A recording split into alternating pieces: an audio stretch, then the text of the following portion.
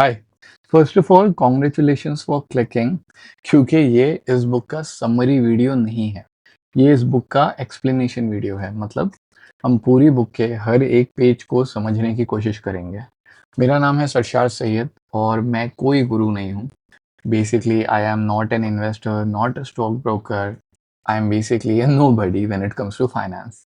मैंने इस बुक को सिर्फ इसलिए समझा क्योंकि मुझे ये बुक समझनी थी और इसीलिए मैं एक टीचर हूँ तो मैं इसे समझा भी सकता हूँ, इसलिए मैंने ये वीडियो बनाया।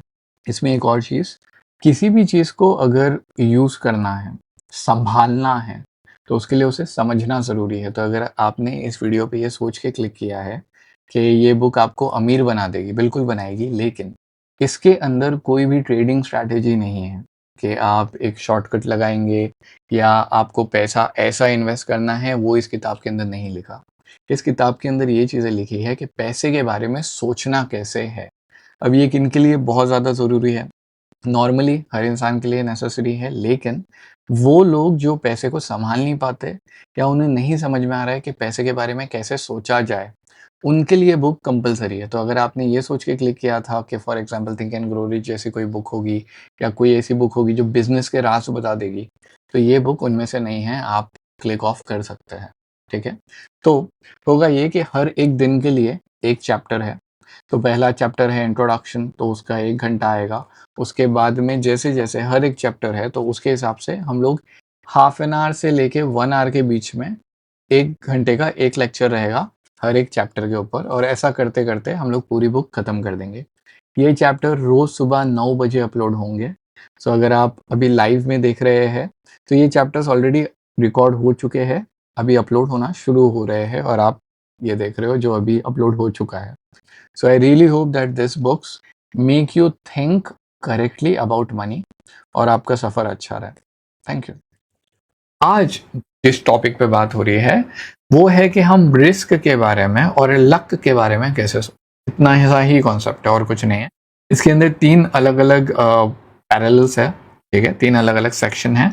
उन सेक्शन को मैंने एक ही पेज के अंदर डाला है क्योंकि उसको ज़्यादा कॉम्प्लिकेटेड नहीं करना। लक और रिस्क, इसके अंदर बहुत सारे कोड भी बने, इसे ग्लैमराइज भी किया जाता है, इसे बहुत ज़्यादा हीरोइक भी बनाया जाता है, लेकिन सीन ये है कि when you talk about either luck और रिस्क, हम अगर जिंदगी में कुछ भी अचीव कर देना तो हम क्या बोलना चाहते हैं? हम ये बोलना चाहते हैं कि मैंने किया, अरे बहुत रिस्क था, कैसे कैसे करके मैंने किया है, मैंने अचीव किया है। अगर कोई और सक्सेसफुल हो जाए तो हम बोलते हैं हाँ वो लकी है। ये सेम कॉन्सेप्ट जितना इजीली या जितना लूजली बोल देते हैं ना हम, हो सकता है कि आपने इतना लूजली नहीं बोला होगा या नहीं सोचा होगा, वॉट एवर द रीजन है, बट जितना हम इसको इजीली बोलते हैं यही सबसे बड़ी प्रॉब्लम है, क्योंकि हम इसको सही तरीके से समझते नहीं है। रिस्क का और लक का दोनों का क्या लेना देना है इंसान की जिंदगी में, स्पेसिफिकली पैसे कमाने को लेकर।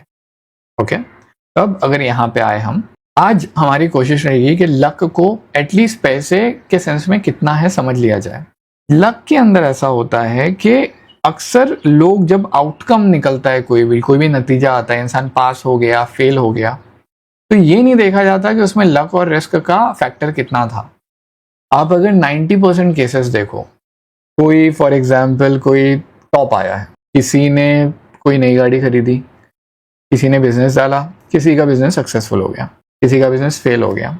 अक्सर जब भी ऐसा कुछ होता है हम उसको बोलते हैं कि इसको बिजनेस चलाना नहीं आता, इसको काम करना नहीं आता, इसका काम में ध्यान नहीं है, यार ये बंदा तो बहुत हार्ड वर्किंग है। बट मानने की बात ये है, और ये बस्सी ने बोला था, जो अनुभव बस्सी है ना, का स्टैंड अप कॉमेडियन, उन्होंने एक बार एक इसमें इंटरव्यू में बोले थे, उनसे पूछ रहा था सामने वाला कि कॉमेडी के बारे में आपका क्या ख्याल है, और थोड़ा ज़्यादा फिलोसॉफिकल इंटरव्यू हो गया था। तो उन्होंने बोले थे कि मुझसे बेहतर स्टैंड अप कॉमेडियन है, एग्जिस्ट करते हैं, जो वायरल ही नहीं जा रहा। तो कई स्टैंड अप कॉमेडियंस ऐसे हैं जो मैं जो करता हूँ तो वो मुझसे 10 गुना बेहतर करते हैं, मैं उन्हें खुद जाके सुनता हूँ, लेकिन वो अपना वीडियो यूट्यूब पे डालते हैं और उसको कोई नहीं देखता और फिर वो वायरल नहीं होता। क्या वो स्टैंड अप कॉमेडियंस बुरे हैं? नहीं। क्या बस्सी उनसे अच्छे हैं? बस्सी का खुद बोलना है कि मैं उनसे अच्छा नहीं हूँ।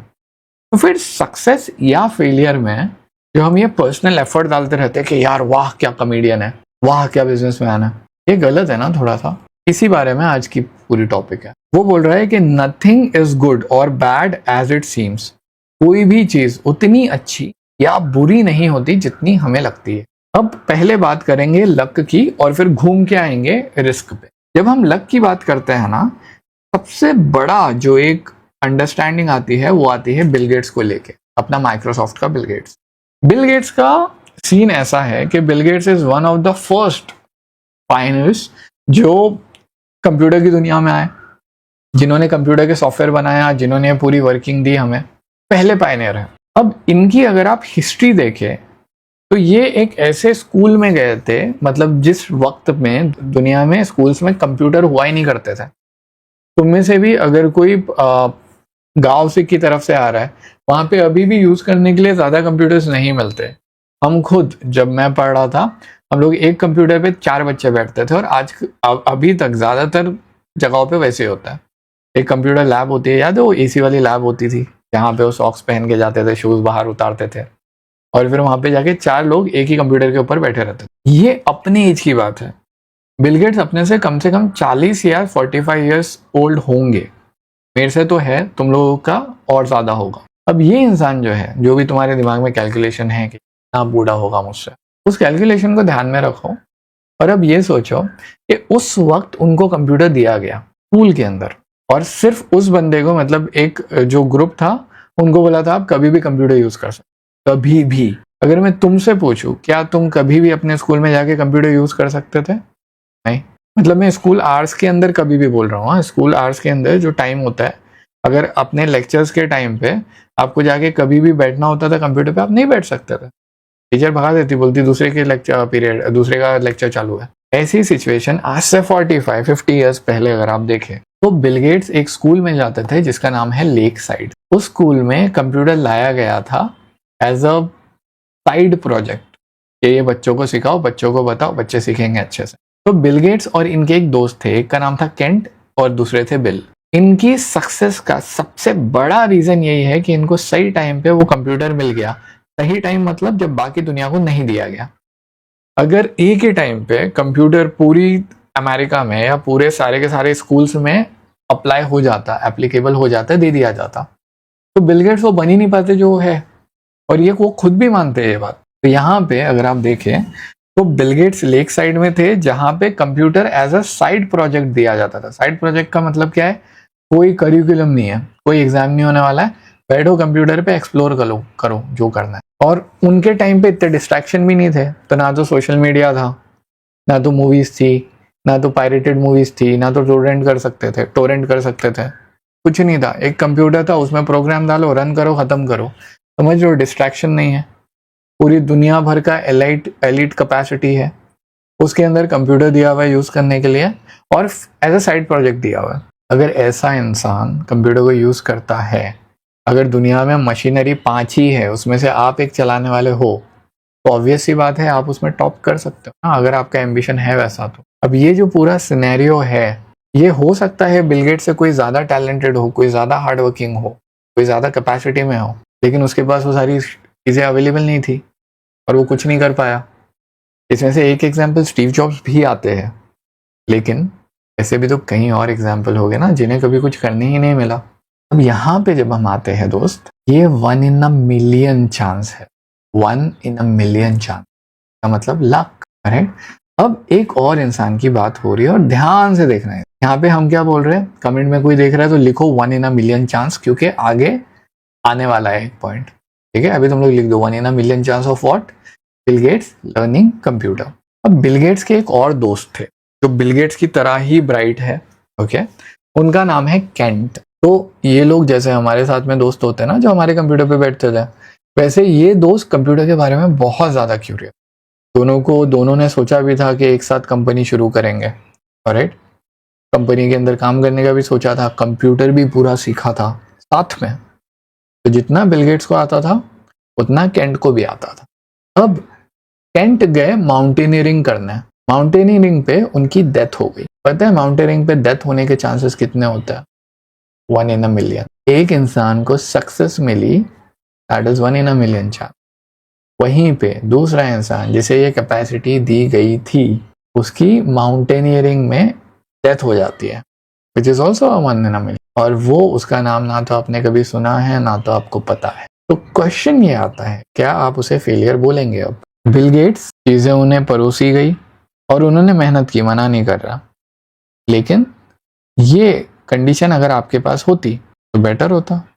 अब यहाँ पे Kent Evans died in a mountaineering accident, और ये क्या है? ये है रिस्क। अब जो पर्सनल स्टोरीज हम बोल रहे हैं ना, कि बिल गेट्स ने तो बड़ी मेहनत की है, बिल गेट्स तो ऐसे इंसान है, वैसे इंसान है, वैसा और एक इंसान था जिसका कभी आपने नाम ही नहीं सुना है, जो सक्सेस हुआ ही नहीं।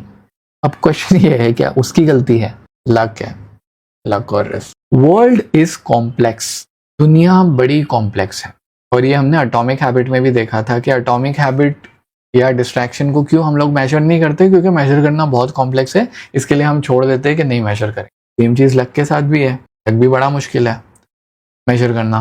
अब आप एक काम कीजिएगा, कभी ट्राई कीजिएगा, कोई मैच जीता है, कोई भी मैच जीता है, इंडिया मैच जीत गई, आपके स्कूल में कोई मैच जीत गया, आपके कॉलेज में कोई जीत गया, आपके कॉलेज का इंटर स्कूल कंपटीशन था वो जीत गया, और आप जिसने लास्ट गोल मारा था ना उसको जाके बोलना, अरे तू लक की वजह से जीता है। और उसने अगर आपको, पहले तो भड़केगा फॉर ऑब्वियस रीजंस, लेकिन अगर भड़कने के बाद उसने आपसे पूछा कि एक काम कर, बता किधर था मेरा लक, आप खुद ही नहीं बता पाओगे।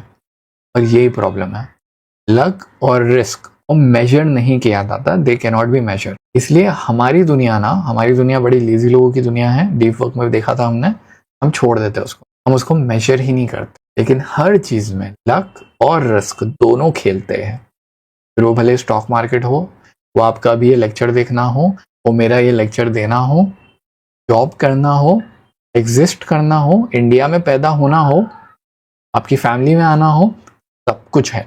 हमारा ज्यादा जो पूरी हमारी पर्सनैलिटी बनी है, it is based somewhere on luck, इसे हम अंडर एस्टिमेट करते हैं। तो ये बाकी दुनिया के लिए है, आज से आप और मैं, हम लोग इसको अंडर एस्टिमेट नहीं करें, थोड़ा सा ध्यान रखेंगे। ये पहला पॉइंट था जो इस बुक के अंदर बोला गया है कि बॉस लक को ना थोड़ा सा सोच समझ के लो, इतना हल्के में मत लो।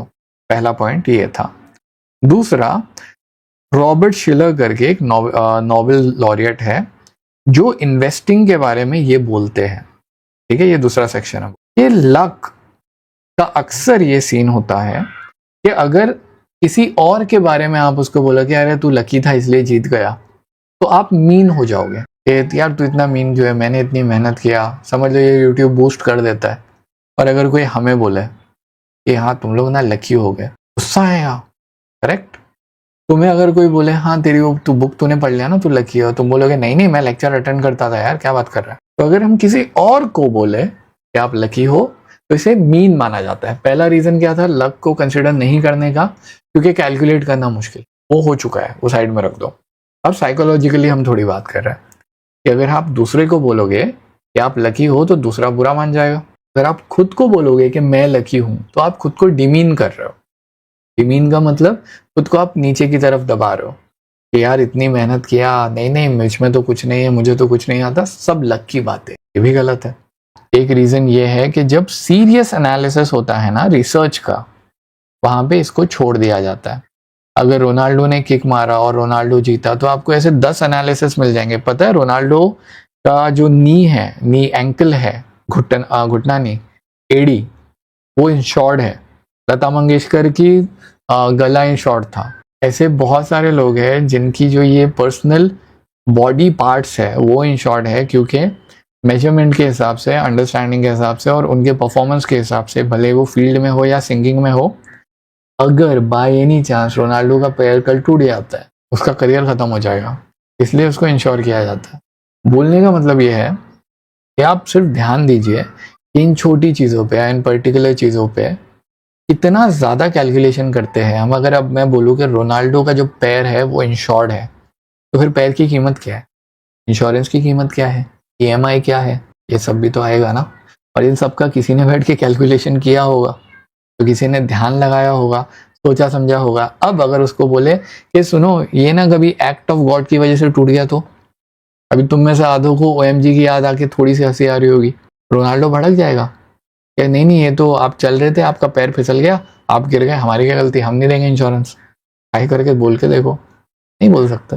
अगर आप ऐसा कुछ बोलते हो तो आपको सीरियसली नहीं लिया जाए। यहाँ पे सीरियस एनालिसिस में लक को इग्नोर कर दिया जाता है। ये हुआ पहला पॉइंट। दूसरा पॉइंट, बिलियनर्स, अमीर लोग, अब्जोपति, लखपति, करोड़पति, ठीक है। बिलियनर आई बिलीव करोड़पति को बोलता है, क्योंकि अपने यहाँ जो 10 लाख होता है वहां पे 1 मिलियन होता है, तो करोड़पति हुआ। बिलियनर सिर्फ अपने दिमाग से नहीं बनता, ये पहली चीज ध्यान में रखना।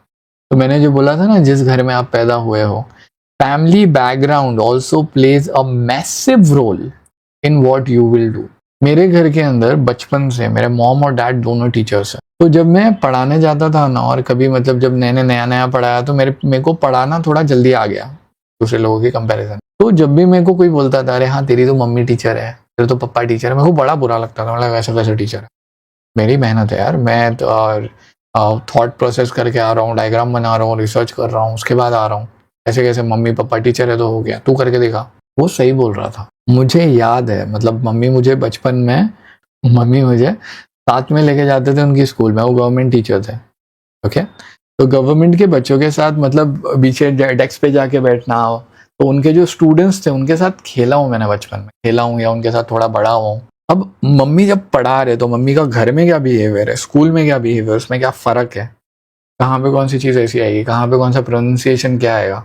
Both mom and dad, dad बच्चों के साथ कैसा बिहेव कर रहे हैं, वो अगर मैं हूं और मेरे साथ कोई टीचर है दूसरा जिसको इसका एक्सपीरियंस ही नहीं है, तो मेरे पास एक हल्की सी एज है अभी भी, और उधर मैं लकी हूँ। ये कई बार हम एक्सेप्ट ही नहीं करना चाहते, और ये बहुत इंपॉर्टेंट पॉइंट। तो आपको अभी जब मैं ये बोल रहा हूँ, अपनी लाइफ के बारे में एनालिसिस करो कि कोई तो ट्रेट होगा फैमिली से जो मिला है, और इसको डिसरिगार्ड नहीं कर देना कि अरे हाँ हमने कुछ सीखा, आपने कुछ सीखा। और ये कई लेवल्स पे आता है, कॉन्फिडेंस होता है, पैसा संभालने की तरीका होता है, सेविंग का कुछ अकल होती है, इन्वेस्टिंग की अकल होती है। जैसे अक्सर बोलते हैं कि गुजराती बच्चा है तो उसको बिजनेस की अकल होगी, सही बात है, क्योंकि उसने बचपन से बिजनेस देखा है अपने घर। अगर यहाँ तक का एक्सप्लेनेशन आपको अच्छा लग रहा है, तो इस बुक को उठाने के बाद में जो बुक हम समझा रहे हैं अभी करेंटली गूगल मीट के ऊपर हमारे ग्रुप में व्हाट्सएप के, जो कम्प्लीटली फ्री है, वो है ये stay like an artist. So अगर आपको ये बुक समझनी थी, so all you have to do is basically join the group,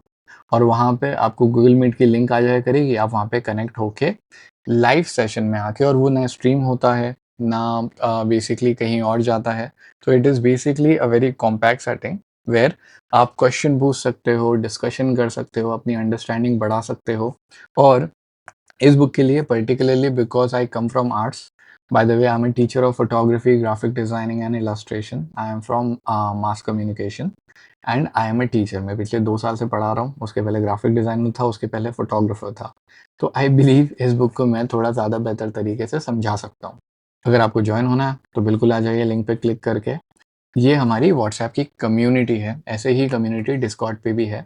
और अगर अच्छा लगे अभी तक ये वीडियो तो प्लीज़ सब्सक्राइब कर देना यार, और साथ में शेयर कर दो, क्योंकि वो बहुत ज़्यादा ज़रूरी है। ऑल्सो अगर कोई भी डाउट आता है आप कमेंट में पूछ सकते हैं, मैं कमेंट में रिप्लाई कर दूंगा, ठीक है। बिलियनियर्स को उनका फैमिली बैकग्राउंड भी बनाता है, ये स्टडी में प्रूव्ड है। एक मजुमदार करके रिसर्चर है जिन्होंने स्टडी की थी, ये स्टडी में प्रूव्ड है। दूसरी चीज, जब भी ये बोला जाता है ना कि आप सक्सेस हो आपकी फैमिली की वजह से, इंसान बोलता है नहीं नहीं नहीं मैं तो मेरे खुद के पैरों पे खड़ा हूँ, and it does not apply to. ये हम अक्सर बोलते हैं because we think that it is demoralising, अगर आप खुद के लिए बोले। अब एक मेन चीज पे बात करते हैं, और बड़ी इंटरेस्टिंग चीज, बिलियनर जब भी सक्सेसफुल होता है तभी हम उसे बिलियनर मानते हैं, जब उसने कुछ।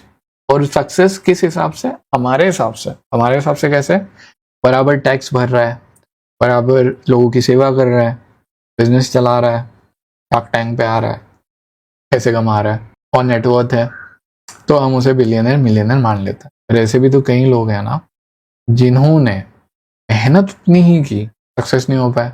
इस पे एक छोटा सा क्वेश्चन इन्होंने आगे दिया है।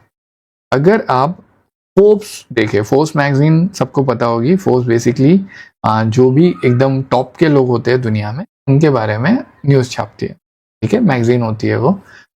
अब फोर्ब्स के अंदर जिस भी इंसान ने, जो भी बिजनेसमैन ने पैसा कमाया है, अचीव किया है, उसका नाम लिखा जाता है। पर ऐसी मैगजीन क्यों नहीं है जिसके अंदर फेलियर्स का नाम लिखा है?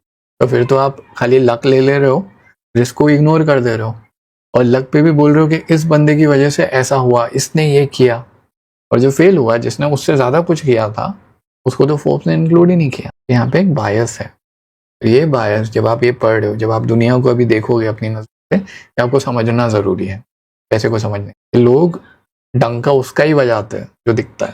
फेलियर ना हमेशा पर्सनल एट्रीब्यूट पे जाता है कि उसकी गलती थी, लेकिन सक्सेस के लिए आप मान लेते हो कि भैया इसने कर दिया, वहां पे आप नहीं बोलोगे। अब इससे प्रॉब्लम यह है कि हम लोग लक और रिस्क को नहीं देखते। यस, सर्वाइवरशिप बायस 100% का। We do not calculate things without luck and reward. ये आगे से थोड़ा समझ के, कभी भी चीज़ों को, किसी की ज़िंदगी, किसी का सक्सेस, किसी से इंस्पायर हो रहे हो, अननेसेसरी इंस्पायर मत हो। मैं जब सीए छोड़ के मैं डायरेक्टली फोटोग्राफी में नहीं कूदा था। सीए का जो मेरा लास्ट फेज था ना, छोड़ने से पहले, उसके अंदर मैंने स्टॉक मार्केट ट्राई किया। तो मैं किसी के बारे में मेरे अंकल से बात कर रहा था कि अरे उसने पैसे कमा लिया, ऐसा कुछ। और मैंने स्टॉक मार्केट में फिर ध्यान नहीं दिया था, क्योंकि मुझे समझ में आ गया था कि पैशन से बच के कोई मतलब नहीं है, सीधा पैशन में। तो मेरे अंकल ने मुझे एक चीज़ बहुत अच्छी बोले थे उस वक्त, जो मेरे को पूरी जिंदगी काम आई है। वो ये थी कि कभी भी किसी से इम्प्रेस मत हो। वो भी है जैसा भी, उससे इम्प्रेस मत हो, उसको देखो, उससे समझो, उससे सीखो, इंप्रेशन में मत जाओ किसी के। Just get him, understand it, lose it, let it go. यहाँ पे जब भी हम कोई भी चीज कैलकुलेट करते हैं ना, लक और रिस्क दोनों को याद रखना। सिर्फ ऐसा मत चले जाना कि ये इंसान तो बहुत महान, ऐसा कभी नहीं होता। वो बहुत सारी चीजें वैसा बना रही है, या तो उठा रही है या तो गिरा रही है।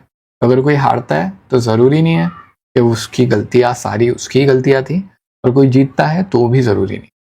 अब ये मैं क्यों बोल रहा हूँ, वंडर बाइल्ट करके एक बिजनेसमैन थे। इस इंसान ने का बोलना ये था कि जो बिजनेस है, बिजनेस के हिसाब से कानून तोड़े मरोड़े जा सकते हैं। तो कई वो चीजें ऐसी करते थे, जैसे अभी तुम लोगों ने पनामा के केस के बारे में सुना होगा कि पनामा के पेपर लीक हुए, तो अपने जो बड़े बड़े सेलिब्रिटीज थे, बड़े बड़े बिजनेसमैन, उन्होंने वहां पे प्रॉपर्टी ले ली टैक्स को घुमाने के लिए।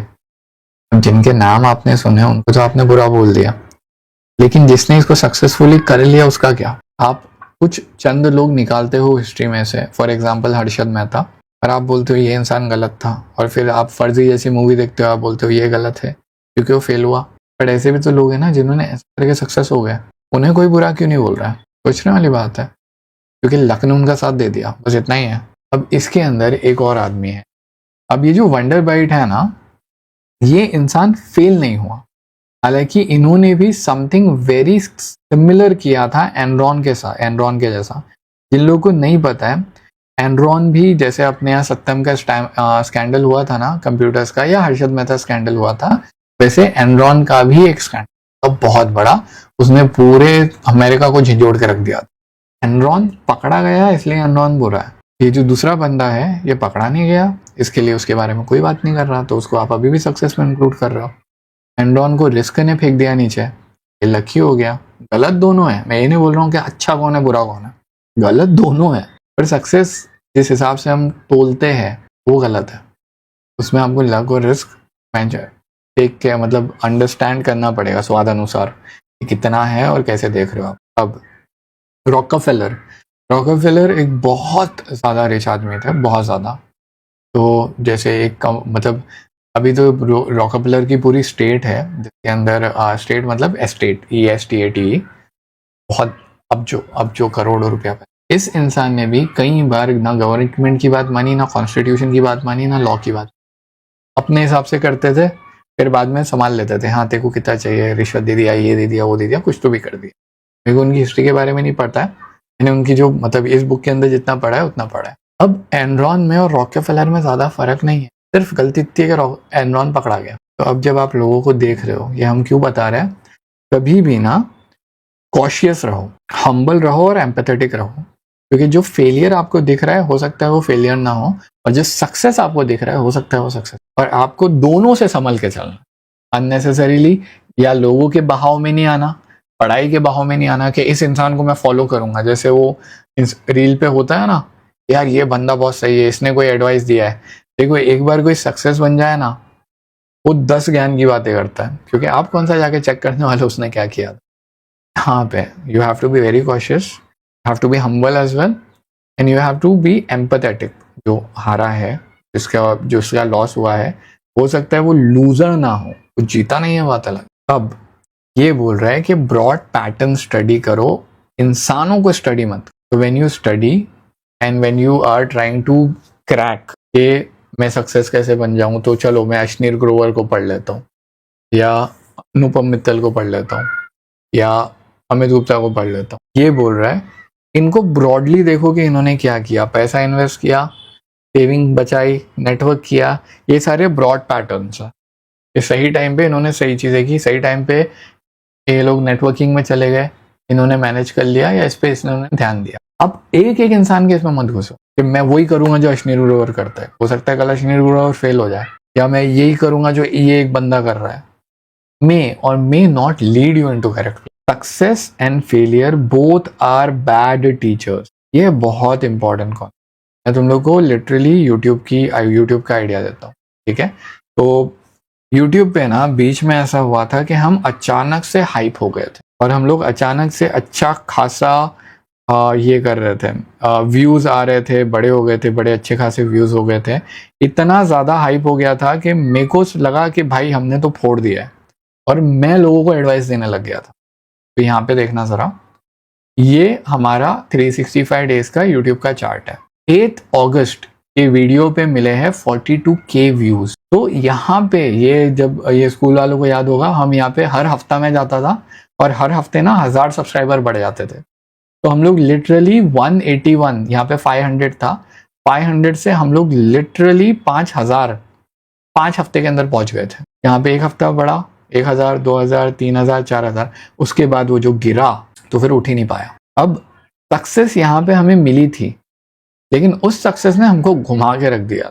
कैसे, बताता हूँ। जब हम लोग हिट होना शुरू हुए ना, तो 40, एक पे 40K व्यूज आए, दूसरे पे 8000 व्यूज आए, फिर किसी पे 7000 थे, किसी पे 6000 थे, और उसके बाद के कॉन्सिक्यूटिवली 4 वीडियोस में 1000+ व्यूज थे कंटिन्यूसली। हमको ऐसा लगा कि बस अब तो हिट हो गए बॉस, अब तो बस पैसा आएगा, एंजॉय करेंगे, टेंशन नहीं है। उसके बाद जब वो गिरना शुरू हुआ ना, तो हमने क्या किया, हमने अपना पूरा रूटीन खराब कर दिया। इसलिए अगर तुम लोग अभी भी अगस्त के साइड जाओगे ना, थंबनेल तुमको पूरे हिले हुए मिलेंगे। किसी का थंबनेल कुछ है, किसी का कुछ है। तो मैंने क्या किया था, मुझे ऐसा लगा कि अब ये गिर रहा है, मुझे इसे संभालना है। मैंने मेरी स्क्रिप्टिंग का तरीका बदला, उसके बाद में थंबनेल के तरीके बदले, एडिटिंग में कुछ और करना शुरू किया, और अच्छे खासे जो अपने जोन में चल रहे थे उसको छोड़ के बस हम लोग सक्सेस को चेस करने लगे। और फिर वो जो बुरी तरह गिरा था, उसके बाद वो उठा ही नहीं, मतलब मंथ्स हो गए उसको। कई बार तो इतना बुरा हुआ कि सब्सक्राइबर नेगेटिव में चले गए थे। तो जो मंथ था, आई बिलीव दिसंबर का, उसमें लिटरली -10 सब्सक्राइबर्स, माइनस। अब अगर सक्सेस आप लेते हो ना, कि सक्सेस मुझे ये सिखाती है, सक्सेस मुझे वो सिखाती है, सक्सेस चीजें सिखाती जरूर है, मान लिया, पर सिर्फ सक्सेस आपको चीजें नहीं सिखाएगी। आपको ऑब्जर्व भी करना होगा, पढ़ना भी होगा, अंडरस्टैंड भी करना होगा, और देखना होगा कि सक्सेस को आप कहीं बहुत ज्यादा वैल्यू तो नहीं दे रहे हो जितना उसको नहीं देना चाहिए। Same is for loss as well. अगर आप अभी लूज कर रहे हो कोई चीज, जरूरी नहीं है कि वो रियल लॉस हो। लॉस अभी हो रहा है, मान लिया, लेकिन वो लॉस गेन में कब कन्वर्ट हो जाएगा और वो आपको क्या सिखा देगा, इसी कोई गारंटी नहीं है। अक्सर ऐसा बोला जाता है कि success is a lousy teacher. Success जिसको मिलती है वो सामने वाले बंदे को कुछ सिखाती नहीं। फेलियर मिलता है वो बहुत कुछ सीख लेता है, ये गलत है। सक्सेस और फेलियर दोनों लाउजी टीचर्स है। क्यों? क्योंकि लक और रिस्क का फैक्टर भी आता है। ऐसा हो सकता है, इसको कैलकुलेट करना बहुत मुश्किल है। बट जब हम लोग वायरल हो रहे थे, उसी टाइम पे कुछ और ट्रेंडिंग टॉपिक आ गया और लोगों का अटेंशन हट गया, यूट्यूब ने एल्गोरिदम चेंज कर दिया हो, हमारे एल्गोरिदम हैशटैग्स गलत हो गए हो, हमने कोई पॉइंट मिस कर दिया हो, तो क्या इसको खुद पे लेना है कि हाँ मैंने ये गलती किया, ये गलत है, ये गलत है, ये गलत है? नहीं, तुम गलती से सीखो, बिल्कुल गलती से समझो, लेकिन उसको एकदम लेके मत बैठ जाओ कि यही है मेरा टीचर, इसी ने मुझे सिखाया जो सिखाया। Success and failure both, and particularly in the terms of money, allows it teacher. So उम्मीद करता हूँ कि ये एक्सप्लेनेशन आपको पसंद आया होगा। अब इस बुक का अगला जो चैप्टर है वो हम कल कवर करेंगे। फर्स्ट ऑफ ऑल कॉन्ग्रेचुलेशंस यार, 1 घंटे के लेक्चर में बैठना खाने का काम नहीं है, वो भी आज की जनरेशन में जहाँ पे बेसिकली अटेंशन स्पैन हमारा पूरा कम हो चुका है। सो अगर आपने इस बुक का एक चैप्टर भी देखा है, आप बस इमेजिन करो, ये चीज़ें स्कूल में तो पढ़ाई नहीं जाती। उसके बाद में यूट्यूब पे एक्सप्लेन शायद ही कोई कर रहा है, जहाँ तक मुझे पता नहीं, तो मैं ये वीडियो नहीं बनाता। पर आपने वो एक्सप्लेनेशन देखा है, आपने अपना 1 घंटा एक्चुअल में इन्वेस्ट किया है किसी चीज़ को समझने में, तो congratulations a ton. See you tomorrow. Bye.